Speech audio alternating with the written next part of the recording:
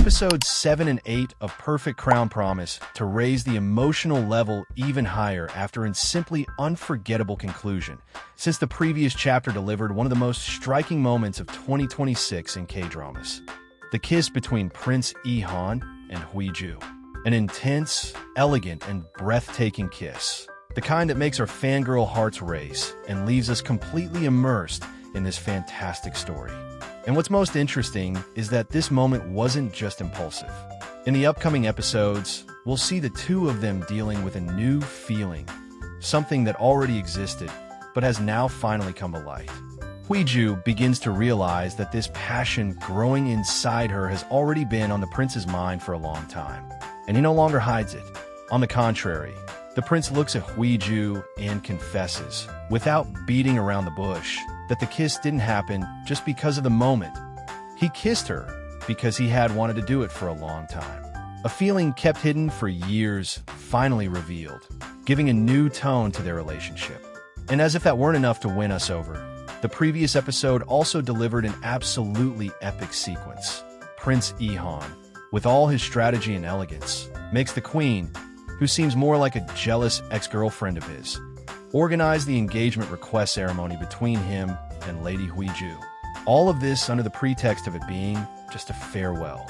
And as a result, we witness one of the most beautiful and impactful scenes in the drama. The queen is forced to swallow all her pride and witness their marriage proposal in front of everyone.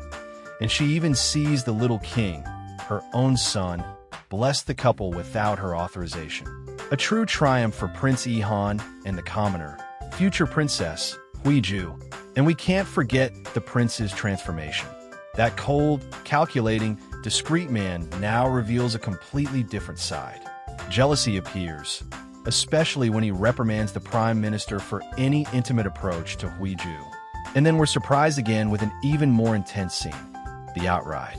A moment when the future princess practically kidnaps the prince from the heavy palace atmosphere, taking him away from the queen's accusations, as she insists on insinuating that he was involved in the death of his own brother, the late king. In that moment, the queen reminds him of the pains of the past, of a cruel father, incapable of showing affection. But at the same time, Lee-han's gaze reveals something deeper, a guilt, a weight. The plot begins to drop hints that there are important secrets still unrevealed. After all, before he died, Lee-han's brother already feared for his life, going so far as to write a will suggesting that handing over the throne might be the only way to survive. This raises a disturbing question. Is the prince really as innocent as he seems? Returning to the kiss, it's impossible not to highlight the intensity of the scene. The chemistry between the two is absurd. What seemed like just a romantic moment turns into something much deeper, as if that touch had been awaited for years. And when Song Hui-ju jokes that she was going to make him fly, it's him who takes her to the heights, starring in a scene that has already gone down in drama history. With all this, episode 6 ends leaving countless questions in the air. And the preview for episodes 7 and 8 only increases the anticipation even more. After the kiss, the two return home completely shaken and embarrassed. They avoid looking at each other, but at the same time, they can't forget what happened. The atmosphere becomes awkward. Lee-han hesitates even to enter Hui-ju's room, wondering if he shouldn't give her some time to process everything. Hui-ju, on the other hand, can't stop thinking about the kiss, at work, at home, even while sleeping. She begins to question herself, wondering if it was her fault or if it meant something more. And that's where the great dilemma of episodes 7 and 8 of Perfect Crown arises. From this moment on, everything changes. The prince begins to notice that Hui-ju is different, more distant, avoiding contact. At the same time, in her mind, it's him who seems to be acting strange, too kind, too attentive, almost overdoing the care. And it's in this game of perceptions that something interesting emerges. Prince Lee-han starts to enjoy the situation. He realizes that Hui-ju is also feeling something for him.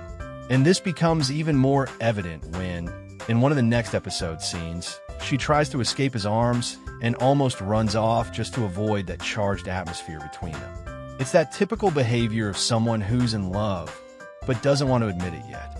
Meanwhile, the queen shows she hasn't given up, quite the opposite. Now colder, more patient, and much more strategic, she begins to devise a new plan to separate the couple.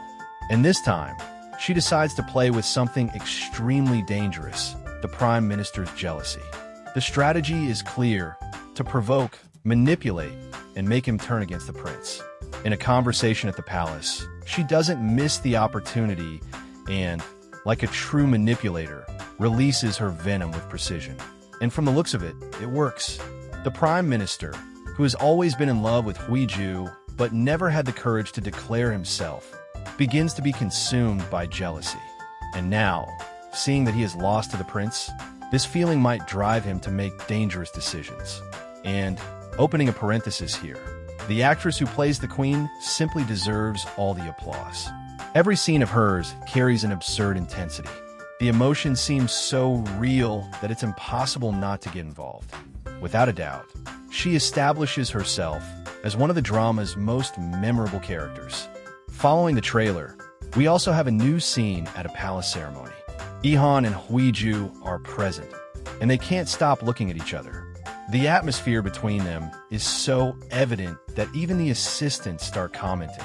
Many begin to question this so-called contract marriage, saying that if it's all acting, then they're doing a bit too well, because what you see there seems like a real, intense relationship, impossible to hide. And everything indicates that we are heading toward the most anticipated moment, the definitive understanding of their feelings for each other. Prince Ihan, that man always so polished, controlled, and discreet in every gesture, finally reaches his limit. He can no longer contain himself in Huiju's presence, and he confesses. He admits that even though he's always had absolute control over his emotions, this time it's different. This time, he simply can't hold back what he feels anymore.